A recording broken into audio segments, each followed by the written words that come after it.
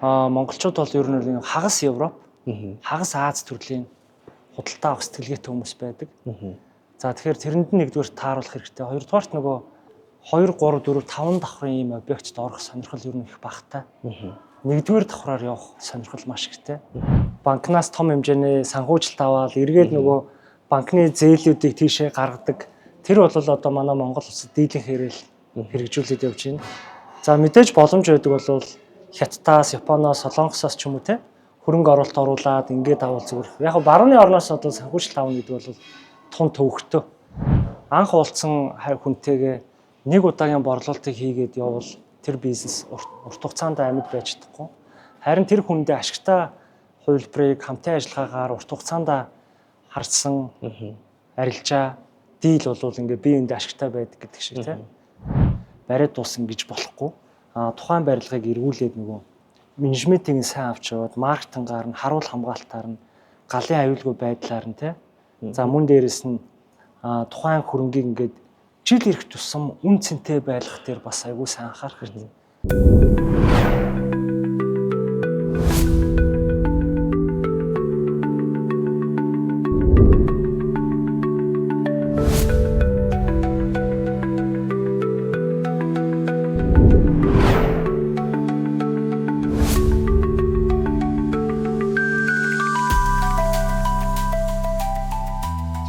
За бүгдэнд нь энэ өдрийн төрөйг манай BDSM 2025-тай холбоотой хийж буй подкаст дугаарууд манай үргэлжилж байна.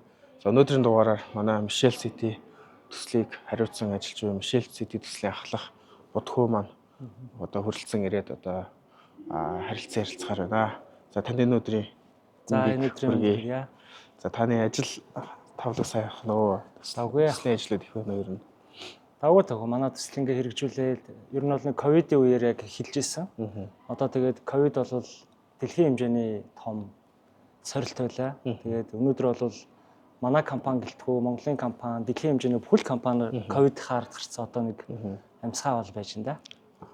За манай Michelle City төслийн ер нь концепт нь яг юу юм бэ? Ер нь энэ концептыг хөгжүүлэхийн тулд танаа хамт олон ямар их хүч хөдөлмөр зарж, ямар хугацааны туршид ямар туршлага нөө хав дээр суралцж энэ концептыг гаргав.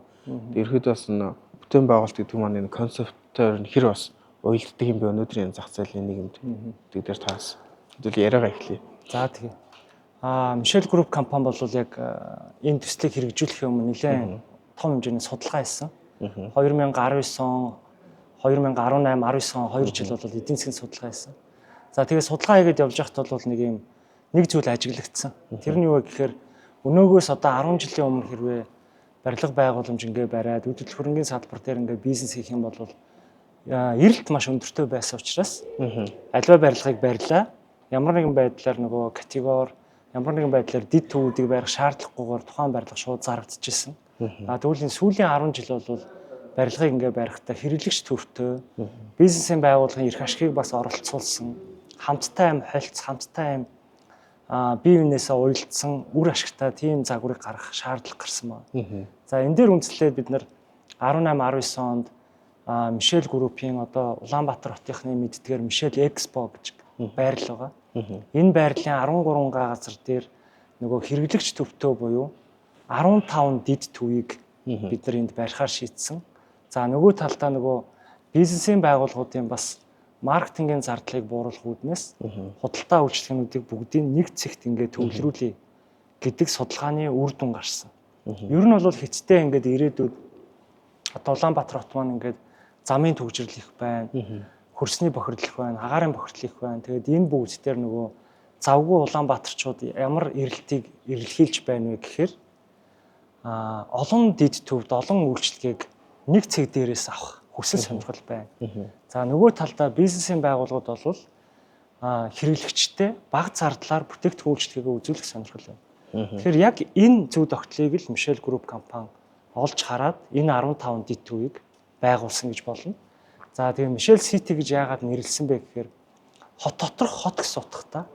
За энэний бол яг ерөнхий концепт дизайн бол нэг маш энгийн үгээр тайлбарлавал одоо ингээд Азийн орнд хамгийн нөгөө хөгжлөөрөө тэргүүлсэн Сингапур гэдэг улс байна. Энэ улс бол А хотыг Б хот хоёрын хооронд ямар нэгэн байдлаар нөгөө нэг бие биентэй нь харьцуулахгүйгээр ижлэхэн хөгжүүлт юм байна л да. Тухайлбал ингээд А хотод бодхоо гэдэг хүн төрийн үйлчлэгээ, бизнесийн байгууллага, тэр дэлгүүр хоршоо, худалдаа намаа, хоол хүнс, аялал жуулчлал бүх юм юу гэдэг юм бэ. За Эрдэнэсэн дорж гэдэг хүн өөрийнхөө амьдарч байгаа тэр бэд үрэг дээр мөн адил ингээд ижлэхэн бүхэлдээ үйлчлэгээ авчдаг юм байна тийм. Тэгэхээр энэ хоёрын хооронд ингэж нөгөө заавал ингээд автобусанд суулгаж бие биентэй ингэж харьцуулахгүй үднээс ингээд хот дотор хотыг үүсгэж юм байна. Яг үүний жишгээр бид нар Улаанбаатар хоттой Мишель Сити гэдэг хот доторх хот буюу хотоос авч болох бүх үйлчлэгийг л байлгахыг л үтсэн. Ингийн нэр. Ер нь энэ концептн дээр нь одоо аль улсын жишгээс илүү таад авч явуу ер нь. За ер нь бол Хятад улс, Сингапураас ер нь бол нэлийн загвар судалсан. Одоо манай энэ хоолны гудамын тэр бол дандаа Сингапураас харсан да. Харсан. Ер нь яг ямар функцуд байна? За хоолны гудам гэж байна те. Өөр яг юу баалаа? За ер нь бол 2002 онд бол Мишель Экспо гэдэг одоо Улаанбаатар хотынхны мэддэг нэг төв байгаа тийм. За энэ төв дээр нэмээд 2003 онд Мишель тавилгын их тгүүр гэдэг Улаанбаатар хотын тавилгын зах зээлийн 70%-ыг дангаараа хангаж байна. Энэ 44,000 м2 тавилгын дэлгүүр дээр 180 павильоноос гайлар орж ирдэг 10 баруун 7-ны төвөөс гардаг. За тэгээд 2017 онд Мишель барилгын их дэлгүүр гэдэг байгаа. Энэ барилгын их дэлгүүр бол баруун талд нь нийслэлийн нэг цэгийн үйлчлэгээ байгаа. Төрийн үйлчлэгээний 360 үйлчлэгээг иргэдэд үзүүлж байна. За барилгынхаа зүүн талд бол өндөр зэрэглэлийн барилгын материалын шоурумуд байгаа. За мөн голдоо бол нөгөө барилгын материалыг хайпермаркет маягаар яг нөгөө хүнсээ цуглуулж авч явдаг шиг ийм загвар байгаа. Зарж байгаа тийм. За энэ 3 загвар байсан байх нэ. За энэ 3 загварын нөгөө хөлийн хөдөлгөөний судалгаа хийгээд энэ дээр бид нар дараах үйлчлэгээнүүдийг нэмж байгуулсан. За одоо хамгийн түрүүнд одоо хоёулахны сууж байгаа LED Lunis гэдэг 11,000 м2 суурийн талбайтай 125 ширхэг шоурум ийм дэлгүүр байгаа. За дараагийнх нь болохоор энэ их дэлгүүрийн маань дээдлэлт бизнес тавер гэж нэрлэдэг бид нар Мишель бизнес тавер. M1, M2, M3 гэдэг нийт 510 офис байна. За тэгээд тэр 510-ийнхаа M1 буюу тэр хойтлын замын хойтлолд байгаа хэсэг дээр 3-аас 10 давхар дээр нь хувийн томоохон эмнэлгүүдийг бид нар төвлөрүүлсэн.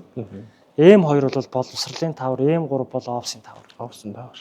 За энэ дээр нэмэх нь нөгөө хоолны гудам бас байгаа. Walking Street маа. Тийм, Walking Street хоолны хэсэг. За Мишель Residence гэдэг орон сууцны төслийг бас орууллаа. За бид нар мөн 4 жилийн өмнө Мишель Экспогийнхаа уртаалд нөгөө Мишель байгаль орчин танин мэдхүн хүрээлэн ингээд цэцэрлэгт туулгын хүү байгууламжийг бид нар ингээд Улаанбаатар хотын нийслэлийн захирч ажлын албатай хамтраад манай компани болон манай хамтрагч компаниуд нийлээд нэг 2 тэрбум төгрөгөөр хөрөнгө оруулалт ингээд байгуулсан. Энэ мэтчлийн энэ дэд төвүүдийг үргэлжлүүлээд улам ингээд сайжруулахаар явж байна. Одоо энэ чинь нэмэгдээд энэ бас тоглоомын том төв байна гэж сонссон. Тийм. За одоо үргэлжлээд The Maze буюу төөрдөг байшин гэдэг утгатай. Одоо энэ LED Lunis их дэлгүүрийн маань яг урт талд ертөнцийн зүгээр богдуул талдаа 3500 м2 суурийн талбайтай 7 давхар нэлээд том. Тэгээд 20,000 м2 талбайтай. Доторх ингээд дизайн нь нөгөө маш юм сонирхолтой. Хүүхэд багчуул ороод ингээд нөгөө төөрдөг байшинд орсон мэтийн дизайнтай. Тэгээд бид нар яг одоо энийг яг зураг энтриг нь бол удахгүй концепт дизайн бүрэн дэлгэрэнгүй бас танилцуулах арай болоогүй юм л та. Тэгээд тэн дээр бол нэг 5 тахимтай кино театр 80-аас 100 ширхэг юм тайпын хүүхдийн тоглоомын төв гэдэг. Энэ төслийг бол одоо 2 жилийн дотор бид нар байгуулна. За одоо яг энэ оны 12 сард ашиглалтанд орох гэж байгаа автомашины хөрөнгө оруулагч нарын хамгийн анхаарал татсан байгаа маш гоё төсөл явж байна. Энэ бол хоолны гудамын уртаалд Мишель авто худалдааны төв. Тэр авто худалдааны төв бол ингээд 1-р давхар дээрээ боулингийн төв, скрин гольф, за мөн дээрээс нь өндөр зэрэглэлийн жим, спа байрлал нь 2-оос 5 давхар дээрээ бол тэр чигээр авто худалдаа байгаа. За дотор нь мэдээж банк бус нь байна, авто худалдаа нь байна, даатгал нь байна. За мөн дээрээс нь авто худалдаатай холбоотой сэлбэг хэрэгсэл, обууд бүх төрлийн зүйл байгаа. За мөн одоо энэ оны наадмаар бид нар барилгын ажил хийж байна. Энэ маань болохоор хоолны гудамынхаа үүдэн дээр бид нар одоо яг анзаарсан бол газрын ингээ бэлдээ явж байна. Энэ дээр нэг 3 давхар том ивент холл барих гэж байна. Оо за. За энэ ballroom-ийн нөгөө онцлог нь юу вэ гэхээр Улаанбаатар хотод ингээд төрөл бүрийн ballroom байдаг те. За бид нар ballroom гэж яг юу юм бэ гэж бодохоор маш гоё өндөр таацтай, саруулхан танхимтай, ямар ч үед ингээд нөгөө хувирч чаддаг тийм заалыг хэлдэг. Манай ballroom-ийн онцлог нь юу вэ гэхээр Монгол улсын газар нутгийг тэлэхэд хүчин чармаалт гаргасан 16 хааны хөшөө цогцлбортой. Түүхэн үзүр үйлчлэгээний нэг тийм музейд ороод ирсэн юм шиг. Нэг тийм хэмжээний тийм Монгол хэв маяг шингэсэн тийм ballroom байгаа. За удахгүй бас их сонирхолтой юм тийм. Тэгээ түүхэн маягийн тэсэр нэг ингээд яриад байвал манай төсөл бол нөгөө маш олон дэд төвтэй болохоор та хэд ингээ харахаар ингээд маш их олон төрлийн концептыг хөгжүүлсэн байна тийм. Тэгээ ballroom төрлийн ингээ тустай концепттэй, тоглоомын төвийн тустай концепттэй гэдэг. Энэ олон концепт дотроос ер нь бол та хэд одоо бизнес модель талаас харуул ер нь борлуулж байгаа нь хэдэн хувь байна. Одоо яг өөрсдөө нөө түрээсийн модельээр яваад одоо түрээсийн моделийн цаана одлон хэрэглэгч харилцагчийг одоо халамжлах, кэрлэх тэгээ бүр эцсийн хэрэглэгч буюу B2C хэрэглэгч нараа татах ажлуудыг та хэр сайн зохион байгуулж менежмент хийж авч байна. Ер нь бол нөгөө Мишель Резиденс гэдэг орон сууцыг бол бүхлээр нь борлуулсан. За бусад бүх барилгын нэгдүгээр давхар түрээсгээ ойлгочихд болно. За манай энэ Little Units их дэлгүүр бол тэр чигээрээ түрээсийн бизнес. Хоолны гудам тэр чигээрээ түрээсийн бизнес. Мишель барилгын их дэлгүүр бол түрээсийн бизнес. Мишель тавилгын их дэлгүүр түрээсийн бизнес. Тэгээд энэ дээр байгаа 510 офсыг бол бүгдийн үйлчлэл хөрөнгийн гэрчлэгээтэйгээр ингээд борлуулад явсан. Яагаад ингэж явсан бэ гэхээр ер нь бол эдийн засгийн ач холбогдолтой. Барилгыг ингээд нөгөө барьчаад хаяад явуулахгүй. Одоо ер нь бол 10 жилийн өмнө 15 жилийн өмнө бол аливаа барилга ингээд бариад одоо сөөхрөм ч юм уу те эсвэл нэг ашигчтай нэг компани руу дамжуулаад тухайн нөгөө төсөл хэрэгжүүлж байгаа компани маань ингээд яваад өгдөг. Өнөө цагт бол тэгж болохгүй болсон байна. Ач холбогдол нь юу вэ гэхээр энэ төсөл бол өөрөө төслийн нэр хүнд маш чухал. Хоёрдугаарт нөгөө ирж байгаа үйлчлэгчийн 5 тухайг хангахын тулд тухайн төсөл хэрэгжүүлж байгаа анх нөгөө төслөө бодож олсон тэр компани өөрөө менежментээ хэрэгжүүлснээр хэрэглэгчийг ч аягүй сэтгэл хангалуун байлгана. Бизнесийн байгууллагыг ч гэсэндээ сэтгэл хангалуун байна. Бизнесийн байгууллага хэрэглэгч хоёр тэнд уулзаад худалдаа арилж байгаа маш сайн харилцаа ашигтай хийвэл энэ төсөл өөрөө урт хугацаанд амьд байна. Ийм л энгийн зохиомжтой. Ер нь энэ туризмын менежмент хийгээд одоо барилга ашиглалтын менежменттэй жишээ нь тий property менежменттэй жишээ нь гэдэг ер нь хэр хүнд ажил вэ ер нь одоо яг ер нь бол барилгууд ингээд зараар гараа авчдаг гэсэн бол одоо ингээд зарах биш. Одоо 10 20 30 40 жилээ явах нь харж одоо төлөвлөд байх шиг шүү дээ та хараад хаад. Ер нь манай төсөл бол 30 жилийг харж урт хугацаанд явна гэж бодож байгаа. Яг хоо энэ төслийг анх хэрэгжүүлж байгаа ч гэсэндээ Bloomberg-ийн аналистууд хүртэл энэ төсөл хэрэгжсэний дараа 30 жил бол дахиж давтагдахааргүй юм байна гэдэг дүгнэлтийг бидэрт гаргаж өгч ирсэн. За эндээс ингээд харахад бол өөрсдөө ингээд менежмент хийхэд бол хэдийгээр маш хэцүү. Одоо ингээд Улаанбаатар хот, ер нь Улаанбаатар хот гэлтгүй Монгол даяараа хөдөлмөрийн нөөцг болчлоо, хүн хүч байхгүй байна те. Олон залуучууд ингээд гадагшаа явсан байна. Одоо ингээд үйлчлэгч хийх хүн хүртэл айгүй бага байна. Яг энэ бол нөгөө нэг тухайн барилгынхаа цэвэрлэгээ үйлчлэгээ ч юм уу эсвэл ингээд ресепшн байлгах, одоо тэгээд цахилгааныг хангахын тулд инженертэй байх хэрэгтэй гэдэг ч юм те. Энэ бүгд дээр маш тийм хүнд сорилтуудыг бий болгож байгаа. Гэхдээ энэ дээр бол одоо юу гэдэг ингээд болохгүй байна, бүтэхгүй байна гэхээсээ илүү болгоно бүтээн гэж бодоод явж байгаа. Нэг үе бодвол Монголд ер нь бол нөгөө Хонконгийн ч юм уу олон улсын компаниар маш их менежмент хийдэг байсан. Одоо бол Монгол компаниар ингээ өөрсдөө ингээ менежмент хийгээд явж байгаад маш их баяртай байгаа. Манай компани ч гэсэндээ өөрсдөө менежмент, property management-ыг бас ингээд жишг болгохын төлөө хичээгээд явж байгаа юм компани байна. Ер нь сүүлийн бизнес, барилгын бизнес, үйл хөдлөлгөөрөнгийн бизнесүүдийн ер нь урт хугацаанд оршин тогтнох тэр нууц ер нь яг юу юм бэ? Ер нь Монгол энэ барилгын салбарыг хаанаас хаашаа ингэж өөрчлөгдөж ингэж хувьсан одоо өөрчлөгдөж явж байгаа ер нь бол энэ бодлоор урт хугацаанд явах нь бол мэдээж нөгөө урт хугацааны харилцан ашигтай дийл л байгаа тийм.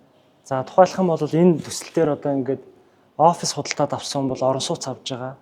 Орон сууц авсан хүн офис авж байгаа. За тэгээд дараа нөгөө авто худалдааны төвийг худалдаж авч байгаа гэдэг ч юм уу. Энд чинь өөрөө нөгөө нэг бие бинийгээ ингээд урт хугацаанд тэтгээд явж гинэ гэсэн тийм утгаар бол энэ бизнес болоод энэ концепц бол урт хугацаанд амьд юм гэж бодож байна. Ер нь тэгээд нөгөө борлуулалтын менежмент гэсэн тэгдэг шүү дээ. Анх уулзсан хүнтэйгээ нэг удаагийн борлуулалтыг хийгээд явбал тэр бизнес урт хугацаанд амьд байж чадахгүй. Харин тэр хүндээ ашигтай хувилбарыг хамтын ажиллагаагаар урт хугацаанд харсан арилжаа дийл болвол ингээ бие биендээ ашигтай байдаг гэдэг шиг тийм. Энэ дэлгүүр дээр чинь орж байгаа компани хүртэл ингээ дээрээ офслоод эндээ орон сууц аваад эндээ ингээ дэлгүүр хийж байна. Тэгэхээр тухайн хүний эрх ашиг болоо тухайн хүний ашигт ингээд хэрэгтэй зүйлийг манай компаниас санал болгоод тэр хүн маань бидний нөгөө санал болгосон үнийг төлөөд ингэж бие биентэйгээ харилцаж энэ 510 офсоос гадна дахиад энэ Мишелийг тавилгын ихтлгүүр, барилгын ихтлгүүр гэдэг ер нь бол бид нар 800-аад хөрөнгө оруулагчтай. Тэгэхээр 800 хөрөнгө оруулагчийн ая тухтай байдлыг урт хугацаанд авч явснаар л энэ бизнес урт хугацаанд хөгжих юм болов уу гэж байна.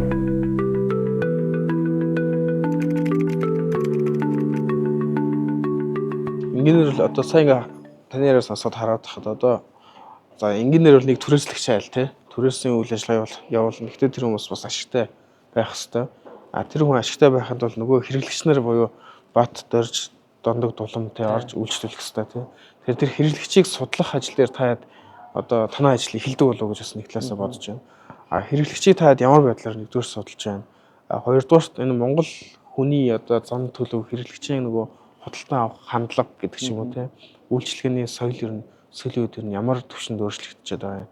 Тэрийг таад яаж олж илрүүлээд тэр нь таарсан нөгөө концепт бүтээгдэхүүнийг санд болгож яваад байгаа ер нь. За энэ дээр болохоор ер нь бол монголчууд бол ер нь хагас Европ, хагас Аз төрлийн худалдаа авах сэтгэлгээтэй хүмүүс байдаг. За тэгэхээр тэрэнд нь нэгдүгээр тааруулах хэрэгтэй. Хоёрдугаарт нөгөө монгол хэрэглэгчтэй ингээд судлаад үзэхээр 2 3 4 5 давхрын ийм объектд орох сонирхол ер нь их багтай. Нэгдүгээр давхраар явах сонирхол маш ихтэй. За тэгээд яг тэн дээр ингээд судалгаа хийгээд үзэхэд ер нь бол Аз хүмүүс болон ер нь монгол хэрэглэгч нарын нэг зүйлээрээ их адилхан байдаг зүйл нь юу гэхээр нэгдүгээр давхарт үйлчлэгээний төв байх юм бол нийт оржсэн 100 тутмын 95% нь бүрэн үйлчлүүлдэг юм байна. Бүрэн нэгдүгээр давхраар юм байна тийм. Оо за. За тэгээд 2 3 4-р давхар руу болоход ирэхээр нөгөө хүмүүс маань жоохон залхуурдаг юм уу тийм. Эсвэл ингээд багасчт юм байна л да. Үүнийгээ дагаад ч гэсэндээ бас нөгөө нэг анзааруул зарим төслүүд дээр нөгөө дээд давхар дээр entertainment кино театрын тавьсан ч юм уу байдаг тийм. Энэ бол бас энэ нөгөө судалгааны үр дүнд ингээд гарч байна гэж харж болно. За тэгээд бизнесийн байгууллаганд ингээд түрээсээр ингээд бизнесийн байгууллага ингээд байрлахаар тухайн компани хамт ингээд нөгөө нэг өөрийнх нь салбарт үйл ажиллагаа явуулдаг олон компаниуд ингээд нэг газар төвлөрүүлэхээр ямар ач холбогдолтой вэ гэхээр тухайн компанид маркетингийн зардал багасчдаг. Одоо чинь хоёулаа ингээд дэлгүүр ажилладаг байлаа гэхэд миний хэрэгжилж байгаа брэнд дээр ямар нэгэн байдлаар промошн урамшуул хийлээ гэхэд яг энэ үүдээр орж байгаа хүн миний дэлгүүрээр шилжүүлэн танаа дэлгүүрээр шилжүүлнэ. Хөршөөрч явчихна тий. Дараагийн удаа танаа дэлгүүр урамшуул зарлахад манай дэлгүүр тэр хүмүүсүүдийн хэрэглэж ингээд. За нөгөө талдаа энэ үүдээр орж байгаа хүмүүсүүд маань чи хэд хоёрыг хамтдаа нэг газар байх тэр хүсэл эрмэлзлийг одоо нөгөө нийгэм эдийн засаг маань өөрөө ингээд тийм зүйл рүү ингээд татан оруулж байна. За дээрэс нь энэ төслийн бас нэг амжилттай болоод энэ олон том Монголын урдаа барьдаг том групп компаниар яагаад ингэж хөрөнгө оруулалт хийгээд байна вэ гэхээр Улаанбаатар хот ч өөрөө баруун урд зүг рүү тэлээд байна.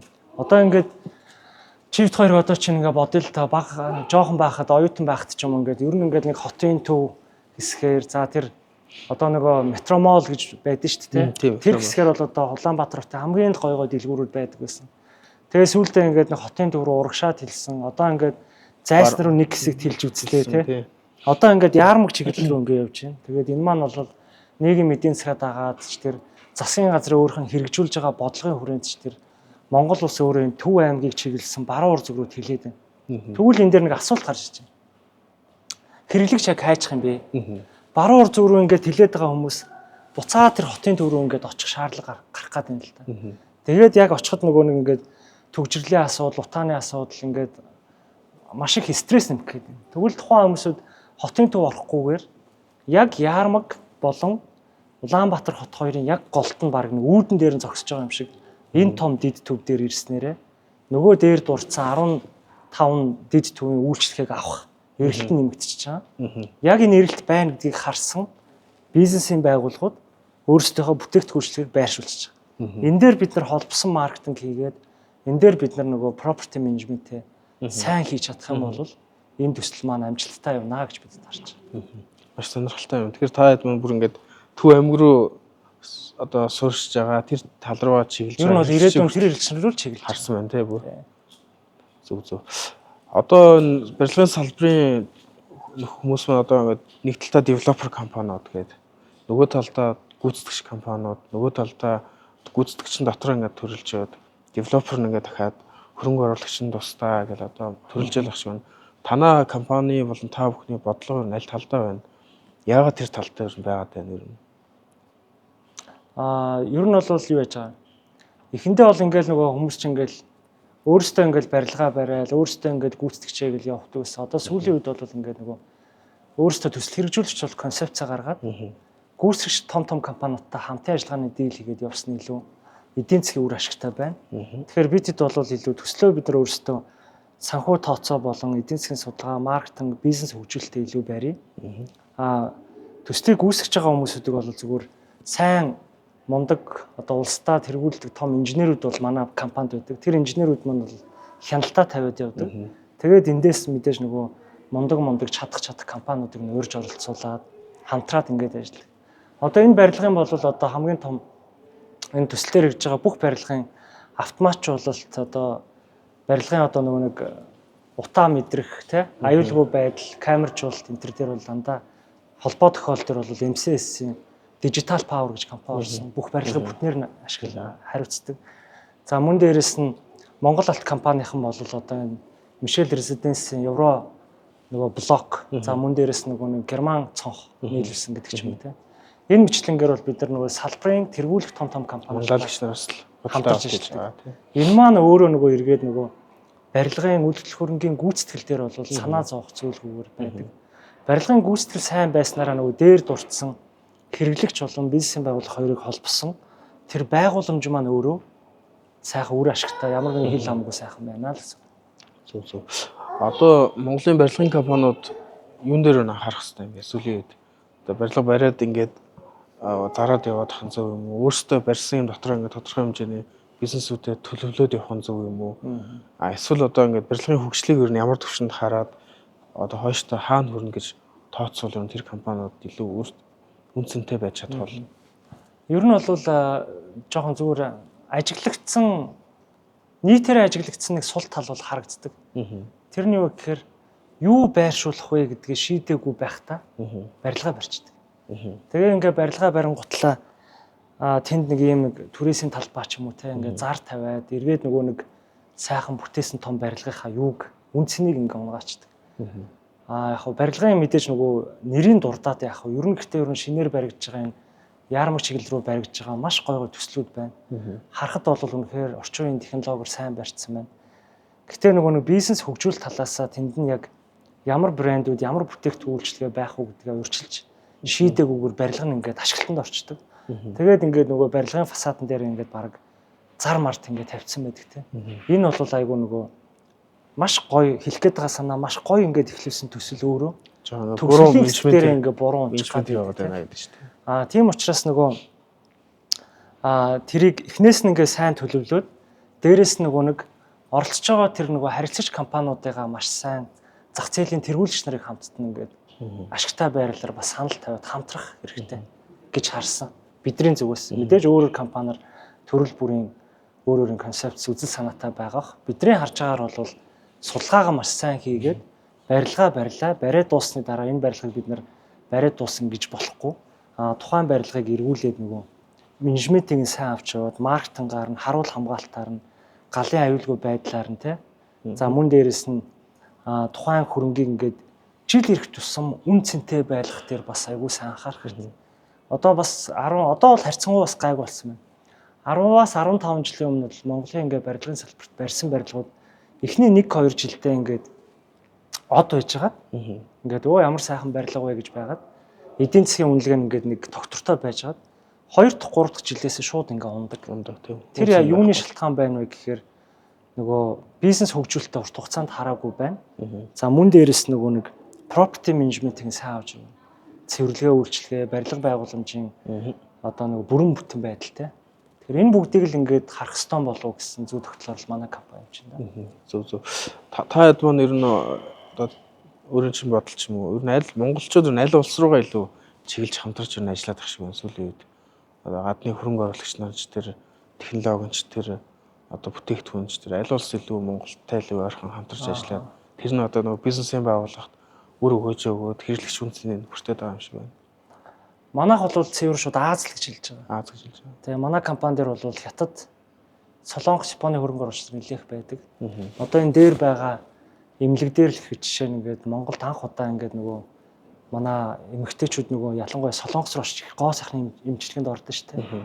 Тэгээ нөгөө яарч сандраад гэх юм уу очоод хагалгаанд орчоод ингээд афтер үйлчлэгийг нь хийдэггүй мэн л да. Одоо дараа нь ингээд нөгөө нэг хагалгааны дараа очиж дараагийн тэр эмнэлгийг жишээ нь энд ингээд солонгосчууд өөрсдийн эмнэлгээ ингээд байгуулж байгаа байхгүй аялал жуулчлалын маягийн. За японочууд жишээ нь ингээд нөгөө одоо сүүлийн жишээгээр гэвэл авто худалдааны төв дээр Японы хөрөнгө оруулалттай компани яг Японоос орж иж байгаа тэр автомашиныг оруулж ирээд шоурум дээр ингээд байршуулад худалдаа хийнэ гэдэг ч юм уу. За тэгээд ер нь бол энэ барилгад орж байгаа бүх материал хятад улсаас авж байна. За учиргүй ингээд нөгөө бас л нөгөө нэг 10 жилийн өмнөх юм Монгол ингээд одоо бүгд л мэдэн дээ. Орон сууцч тэр ингээд офсч тэр ингээд нөгөө Италийн тим юу ийм юу гэл ингээд байдаг. Гэтэл нөгөө дэлхийн маань ингээд юм глобалчлагдаад ингээд хятад улсад л ингээд тэр чанартай Итали бэлтагийн ч үйлдвэрлэж чинь, Итали тавилгын ч үйлдвэрлэж чинь. Тэгэхээр бол манай компанийн хувьд бол ер нь бол тээврийн зардал багтаа, эдийн засгийн үр ашиг өндөртэй, өртөг багтаа гэдэг утгаар нь илүү хятад, Солонгос, Япон улсуудтай илүү хамтарч ажиллаж явж байгаа. Ер нь тэгээд тэгж явсан нь л илүү эдийн засгийн үр ашигтай байдаг. Аливаа зүйл чинь ингээд нэг юм барилга байгууламж барьчаад утга учиргүй ингээд өндөр үн тавиад иж бас болохгүй шүү дээ. Ягаад тэгэхээр бид нар ингээд өндөр үн тавьчихаар яг тэр өндөр үнийг төлөх нэг 10 хүний нэг 2 нь л бидэртэй уулзна. Бид нар яг зах зээлд нь таарсан тэр бүтээгдэхүүнчлэгийг үзүүлээд магадгүй ашиглалтанд оруулсны дараа эдийн засгийн үнэлгээгээ өсгөөд явах юм бол тэр чинь нийгэм эдийн засгтай уялдана гэж харж байна. Ер нь нэг иймэрхүү цогцлбор том төслийг ч юм уу одоо бүтээн байгуулахын өмнө яг хөгжүүлэлтийн шатнд бизнес хөгжүүлэлтнөр нь ямар хугацаанд хийгддэг юм бэ? Ямар хугацааны одоо хүмүүсийн хөдөлмөр өнөөдөр ингээд яг барилгын бүтээн байгуулалт болоод явж байгаа юм бэ ер нь? 18-19 он гэрч одоо 2 жил судалсан юм уу да. Тэгээд 20 оноос эхлээ барилга ажил эхэлсэн. Гэхдээ нэг том сайн судалгаа хийгээд аваа явцсан байхад мэдээж үргэлжлэн ингээд сайн. Гэхдээ дунд нь ингээд ковид болж юм. За тэгээд ер нь олон л зүйл болно шүү дээ. Нөгөө сайн хүмүүсүүд нь ажлаас гарах ингээд юм. Тэгээд иймэрхүү том төслийг хэрэгжүүлэхийн тулд нөгөө доктортой удирдлагын баг маш чухал юм билээ. Хоёрдугаар судалгаа чухал. Гуравдугаарт ингээд нэг юм паникнд ороод за ковид болчлоо одоо яах вэ гэдэгтэй биш. Тэрэнд ингээд тохирсон богино хугацааны маш хурдтай шийдвэрүүдийг бас гаргах зоригтой байх хэрэгтэй гэх юм уу. За мэдээж хамгийн чухал зүйл бол барилга мөнгөөр босдог. Тэгэхээр тэр мөнгийг авчирдаг борлуулалтын баг бол хамгийн супер байх хэрэгтэй. Хамгийн эрч хүчтэй манлайлдаг тийм багийг бүрдүүлж чадах юм бол аливаа ч бол мөнгөөр тасрахгүй. Мөнгө байвал энд барилга баригдана. За барилга мэдээж санхүүжилт мөнгөөр байдаг учраас тэрийг хамгийн анхаарах зүйл бол одоо нөгөө удирдлагын баг талаас бол борлуулалт болон маркетинг дээрээ оновчтой зардлууд за тэгээ борлуулалтын багтаа оновчтой урамшууллын системийг тавих ч юм уу те.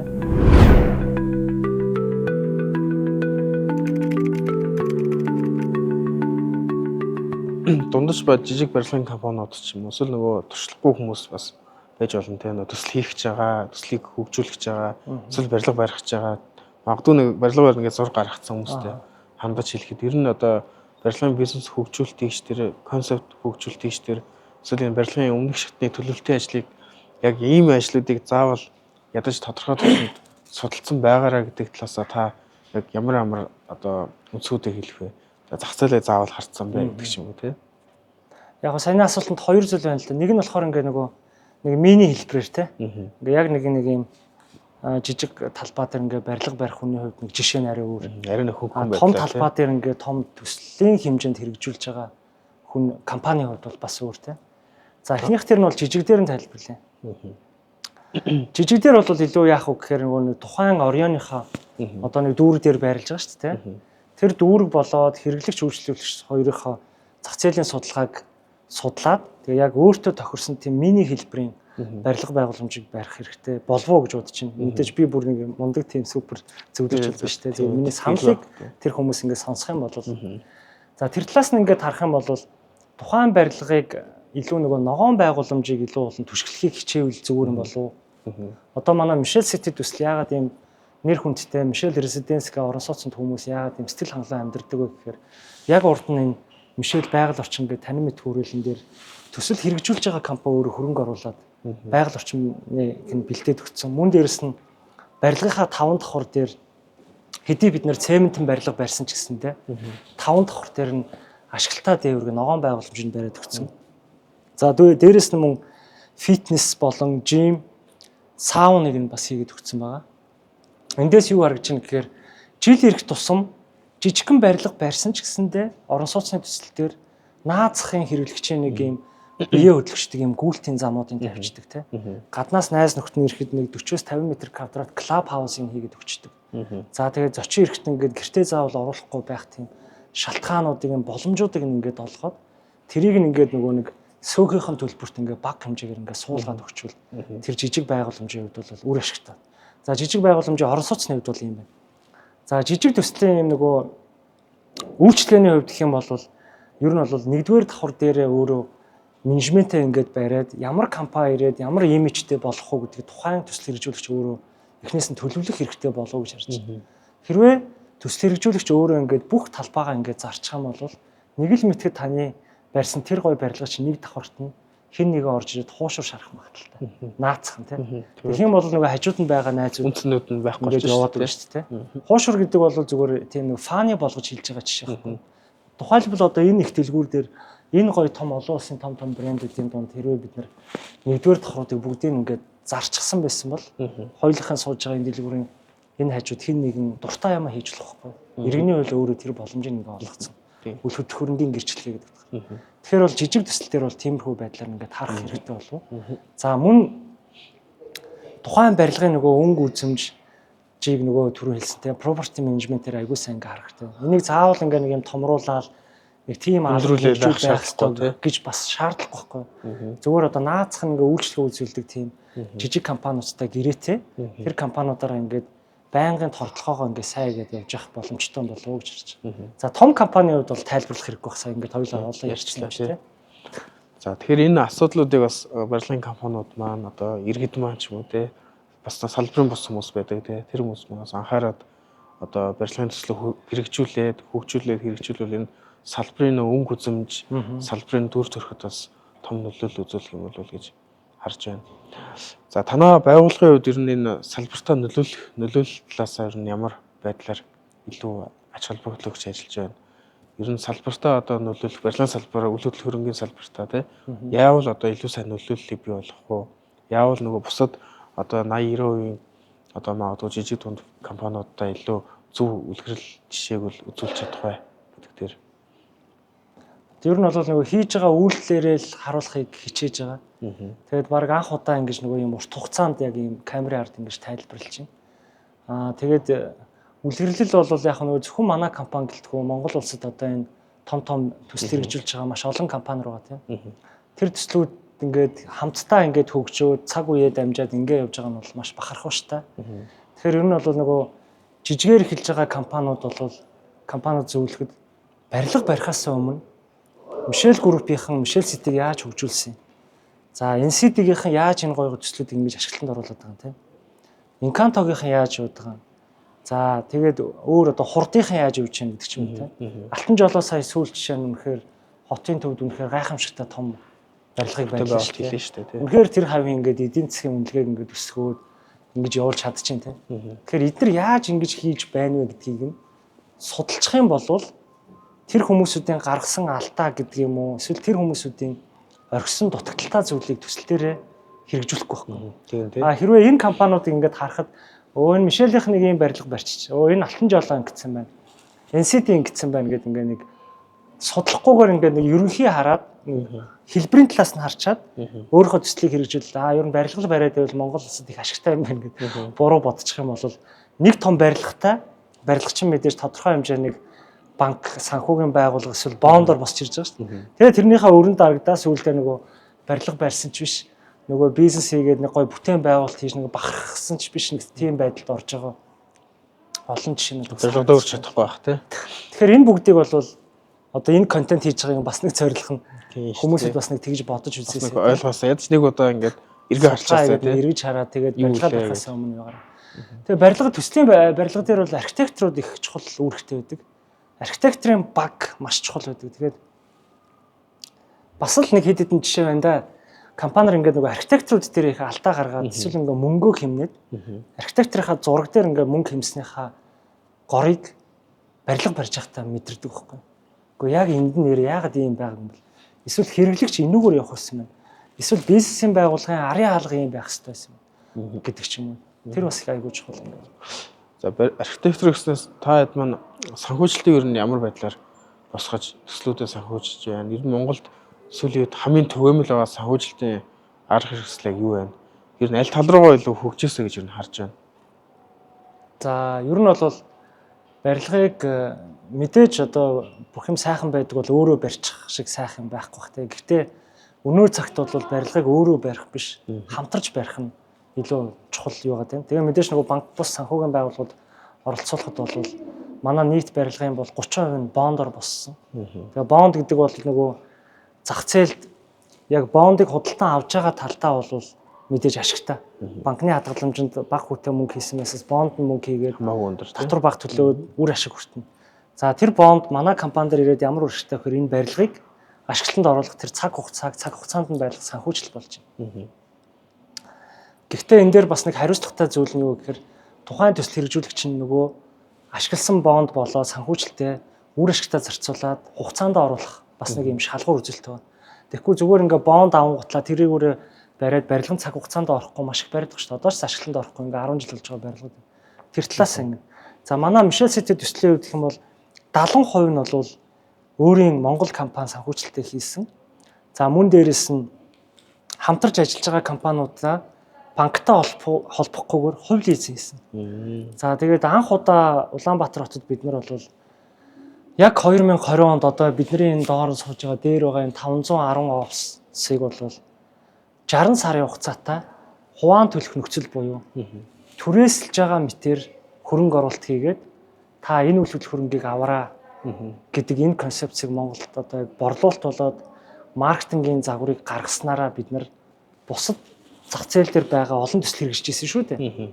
Тэднээс маш хурдтай манлайлж хөрөнгө наашаа татаж авч чадсан. Өөрөөр хэлбэл 5 жилийн өмнө ингээ өөртөө чинь би уулзаад ингээ зураг үзүүлсэн байхгүй. За ийм төсөл байна. Газар шороон ажил нь одоо эхэлнэ. За энэ төслийг та одоо 3,990,000 төгрөгөөр ингээд авчихаа. Тэгээд энэ авсан дүнг та 100 м квадрат ингээ явахаар 399 сая болж байна. Энэ дүнгээ та 60 сар буюу нөгөө 399 чинь 60 туваахна шүү дээ. Тэгээ нэг сарын нэг 3-4 сая төгрөгийн төлбөрийг ингээд сар болгон манай компанитай хатуу нөхцөлтэй гэрээ гэдэг ингээ оруулалт авчихаа. Бид нар таны энэ барилгыг бариад өгье гэдэг. Тэгээд энэ төслийн маань бол дийлэх санхүүжилт бол зах зээл дээрээс бид нар ирээдүйд орж ирэх орлогыг баг багаар татан төвлөрүүлж оруулж ирсэн. Тэгэхээр ингээд зүгээр энгийн математик аргаар бодъё л та. 500 хэдэн хүн гэлтгүү одоо бол бид нар 800 хөрөнгө оруулагчтай болсон. Тухайн үед бол бид нар ингээд нэг эхний удаа нэг 100 таа болоод 200 таа болоод ингээд явжсан тийм. За энэ төслийг энэ дээр байгаа объект бол ашиглалтанд ороход бол арай 800 хүрээг байсан юм. Одоо бодоход 500-аад хөрөнгө оруулагч нараас бол сар болгон ингээд мөнгө орж иж байгаа. 500 компаниас орж иж байгаа мөнгө бол сард бол нэлээд өндөр дүнтэй орж ирнэ. Тэр дүнгээр чинь барилгаа бариад ингээд авчих.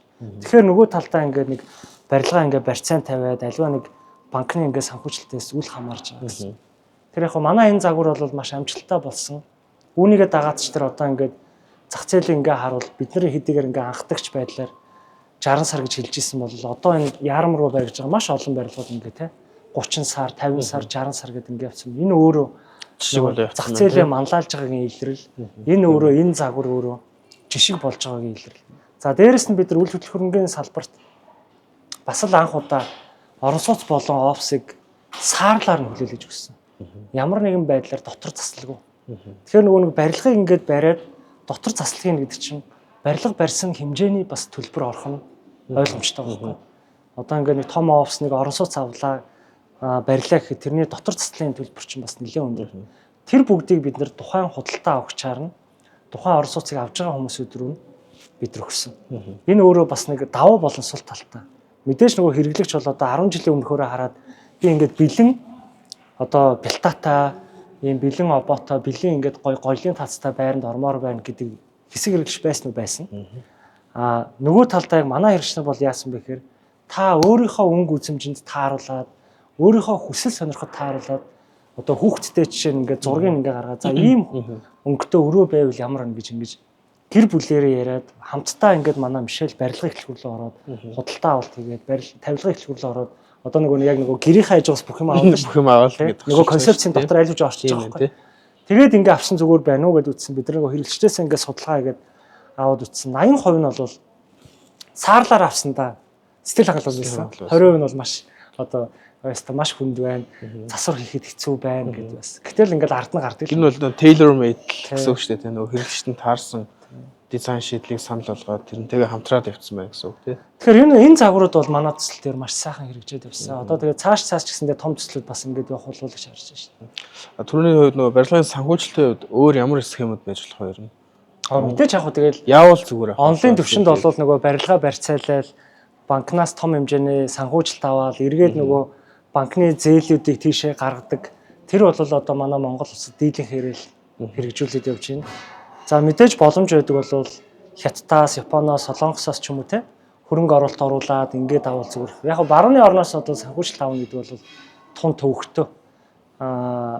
Хууль эрх зүй талаасаа ч тэр манай Монгол улс ч өөрөө ингээд Хятад болон Оросын холбооны улс гэдэг хоёр том улсын дунд ингээ оршдог байдаг учраас барууны улсаас хөрөнгө оруулалт авах гэхээсээ илүү ойрхон газараас ингээд гадны хөрөнгө оруулалт бол бас зүгээр. Хөрөнгө оруулалт гэснээс одоо хөрөнгө оруулалт авахыг хүсэж байгаа тэр одоо төсөл хэрэгжүүлэгч компаниудад ер нь та юу гэж зөвлөх вэ? Ер нь төслөө ямар төвшөнд бэлтчихээ? Тэгвэл ядаж магадлал чинь нэмэгдэн штэ гэдэг ч юм уу тийм. За. Тэр бол цэвэр мэдээж судалгаа шүү дээ. Ер нь бол жижиг төсөл хэрэгжүүлэгч тэр том төсөл хэрэгжүүлэгч тэр нөгөө төрөний дээр дурдсан барилга барих хүртэлх одоо эхнээсээ ингээд архитектурын зургаас эхсүүлээд бүх төрлийн барилга байгууламж ингээд бүр бэлэн болцсон байдлаар хүртэлх төслөө бичээд тэгээд тэр төслийнхөө судалгаа эдийн засгийн юу тэгээд ирэх нэг 5-аас 10 жилд энэ барилга байгууламж ямар үн цэнийг агуулах юм гэдэг ч юм уу тэр бүх зураглаа сайн хийцэн байвал аль ч талын бондч тэр банк санхүүгийн байгууллагч тэр за Хятадаас ч юм уу санхүүжилт авахд бол төвгүй байна. Монголын ер нь аль орноос сонирхоод байна? Ер нь аль нь одоо хөрөнгө оруулах дээр Хятадууд л сонирхдаг байна. Манай компани дээр бол Хятадууд маш их сонирхдаг. Японочууд бол сүүлийн үед нэлээд орж ирлээ. Солонгост бол сая нэг нэлээд том хэмжлэг авлаа. Тэгээ ер нь бол яг ийм л юм байна л та. Том төсөл хэрэгжүүлээд яг ард нь гараад ирэхээр тэр хөрөнгө оруулагч нь гарч ирд юм бэл. Барьж явж яхад бол байгаагүй. Тэгэхээр ер нь бол нөгөө төрний нөгөө хилдэгчлэн нэг барилгыг бариад нэг удаагийн борлуулалтыг хийгээд хаях бишээ. Урт хугацаанд ингээд хараад бизнесийг хараад явах юм бол олон боломжууд зах зээл дээр гарч ирдэг юм бас нэг жишээ юм болов л гэж байна. За манай нөгөө арга хэмжээ маань одоо 5 сарын 30-нд өдөр болно. Монголын үндэсний худалдаа альж үйлдвэрийн танхим зохион байгуулагдана. Монгол улстай манлайлж буй одоо салбартаа тэргүүлж буй үлгэр жишээ болж чадах үз групп компани төлөөллүүд маань бэлтгэл танилцуулга хийн. Мөн бусад одоо энэ салбарын одоо оролцогч талууд хөрөнгө оруулагч, ханган нийлүүлэгч, гүйцэтгэгч, зурагчдын листийг харсан маш гой сайн мундаг компаниуд байлаа. Зөвлөх үйлчлэгээний фирмууд бас оролцсон. Тэгэхээр энэ арга хэмжээг та ямар хувьдаар ямар байдлаар хүлээн авав? Ер нь үр дүн нь ямар байгаасаа гэж харж байна. Ерөнхийдөө энэ бизнес хөгжүүлэлттэй холбоотой буюу зөвхөн барилгадаа зориулсан бизнес хөгжүүлэлттэй бид нар яг энэ барилгын бизнес хөгжүүлэлттэй ярьдаг арга хэмжээр нь Монголд бас төдийлөн сайн байхгүй байна. Тэгэхээр энэ талын арга хэмжээгээр нь удаадараа банк зохион байгуулж хань зөв юм уу гэдэг талаасаа юу гэж бодож байна. Ер нь бол яг юуны өмнө танаа хамт олонд айгүй ингээд баярлж байгаа байхгүй манай компани. Өөрөөр хэлбэл одоо 10 жилийн өмнө яг танах шиг ийм байгууллага гарч ирээд барилгын төслийг хэрэгжүүлэхэд девелоперууд юм байх хэвээр. За нөгөө талдаа харилцагч нарын ямар байх хэвээр, туслан гүйцэтгэлийг яаж оролцуулах хэвээр ингээд нэг ийм дээвэр дор ингээд бөөндөө сууж агаад энэ дээрээ хилцүүлэг хийжсэн түүх бол байгаагүй. Сүүлийн хэдэн жил танаа байгууллага ингэж хийж байгаа нь маш олон бизнесийн байгууллагуудын нөгөө чадсан зүйл болон тэгээ чадаагүй бас фейлцсэн ажлууд маш их байгаа шүү дээ. Тэр зүйлүүд ингээд нэгтгэхэд бие биендээ ингэж оруулна гэдэг чинь өөрөө ингээд макро төвшнөрөө тухайн барилга байгууламжийг ингээд барьж байгуулахад нэгдүгээрт эдийн засгийн үр ашиг өгч юм. Хоёрдугаарт энэ Улаанбаатар хотын өнгө үзэмжинд хүртэл та нар шууд бус аргаар нөлөөлж байгаа байхгүй юу? Өөрөөр хэлбэл төслийг хэрэгжүүлэхдээ ядчил ингээд гадна архитекторын зураг болон гадна ногоон байгууламжаа ингээд зураг төслийн хэмжээнд гаргаад ингээд тавих хэрэгтэй юм. Хүн ядчил ингэж бодож шүү дээ. Ингээд хамтдаа ингээд хэлэхээр за энэ хажууд нэг юм нэг улбар шар өнгөтэй барилга байгаа юм байна. Би эндээс зөрүүлж болохгүй юм байна гэж ядаж бодно тийм. Тэгэхээр энэ юуны конференцийн ач холбогдол бол маш өндөр. Тэгээд энийг ингээ хэрэгжүүлж байгаа та бүхэнд нэгдүгээрт баярлалаа. Хоёрдугаарт энэ дээр маш олон хүн энэ мэдээллийг ингэж авснараа тухайн барилгыг яаж барих вэ? Ямар судалгаа байдгүй? Зах зээл дээр ингээд нөгөө манлайлаад явж байгаа компаниудын хожсон зүйл нь юу, алдсан зүйл нь юу гэдгийг бүгд ингээд мэднэ. Тэгэхээр энийг ингээд доктортой авч явсаа л гэж бид нар хүсэж байгаа та бүхэн. За бүгд баярлалаа танд. Өнөөдрийн подкастаа өөр өндөрлөе. Тэгээд танд болон танай хамт олонд бас ажлын өндөр амжилт хүсье. Тэгээд хойштоо барилгын салбартаа манлайлсан, тэргүүлсэн, үлгэр дуурайл болсон. Нөгөө мэдлэгээ хүмүүс ч нуудаг биш хуваалцдаг болсон шүү дээ. Мэдлэгээ сайхан хуваалцаад энэ салбартаа нөлөөлөл үзүүлээд эцсийн нөгөө Монгол хүмүүс сайхан орчинд, сайхан газар сайхан мэдрэмж аваад үн цэнтэй хөрөнгөтэй болоод нэг монголчууд сайхан амьдраасай, монголчууд илүү гоё дэлхийн түвшний орчинд тав тухайг мэдрээсэй, эрүүл аюулгүй орчинд өсөж боожосоо гэдэг талаасаа бидний нөгөө үнс нь хүрэх юм болов уу гэж хараад байгаа. Тэгэхээр тэрэн дээр бас та бүхэн маань хамтарч дэмжиж ажиллаж бол маш их баярлалаа гэж илэрхийлье. За баярлалаа. За өнөөдрийн подкастаа өгөр өндөрлөе. Та бүхэндээ баярлалаа.